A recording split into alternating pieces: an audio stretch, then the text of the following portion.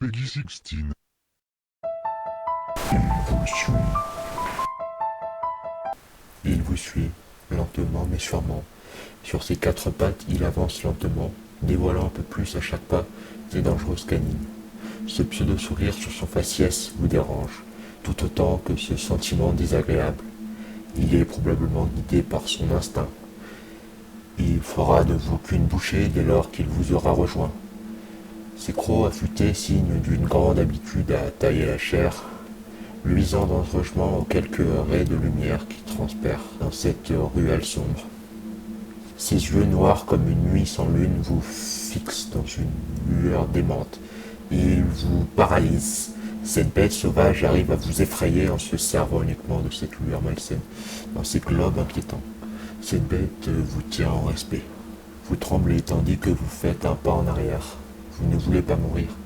Vous vous êtes interdit de mourir ici, malgré la perspective certaine qu'il fera de vous son dîner.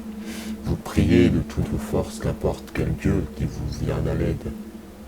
Tandis que deux gouttes descendent lentement, une sur votre tempe et une autre parcourant votre colonne vertébrale, vous faisant frissonner. Quelque chose vous conforte dans le fait que vous avez un point commun avec ce monstre. Lui aussi tremble. Cependant, vous savez pertinemment qu'il ne s'agit pas du même type de tremblement. Vous tremblez de peur, lui tremble d'excitation en voyant son repas si bien préparé. Le temps est venu, voici ce qui traverse votre esprit. Il s'est encore approché de vous, en émettant un grognement infernal, un grognement venu tout droit des profondeurs de l'enfer. Vous le savez, vos yeux se sont écarquillés d'un coup, tandis qu'une boule dans votre gorge vous empêche de hurler. Seul un petit croissement sort de votre gorge.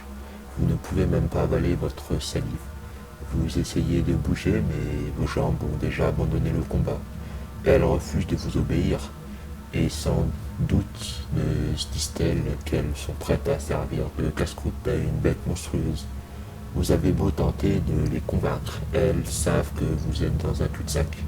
Vous vous sentez tomber à genoux, vos jambes ont très clairement déposé leur démission et refusent de supporter votre poids plus longtemps. Une langue râpeuse passe sur les babines du monstre. Vous fermez les yeux, vous tentez d'ignorer ces atroces grognements. Une nouvelle fois, c'est peine perdue.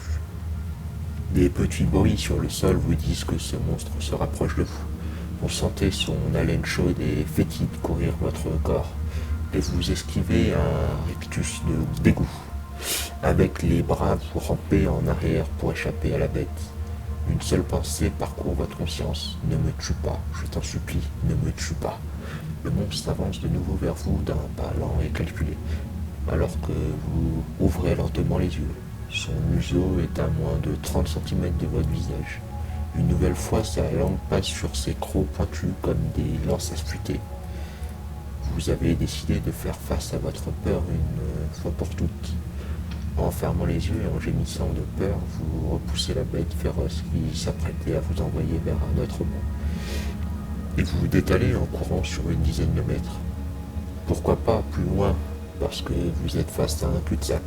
D'ailleurs, la bête vous approche. Vous voyez son pelage se mouvoir dans les ombres en grognant. Vous êtes effrayé, vous êtes perdu. Vous ne savez plus quoi faire. Les larmes vous montent aux yeux. Vous allez mourir ici. Vous le sentez.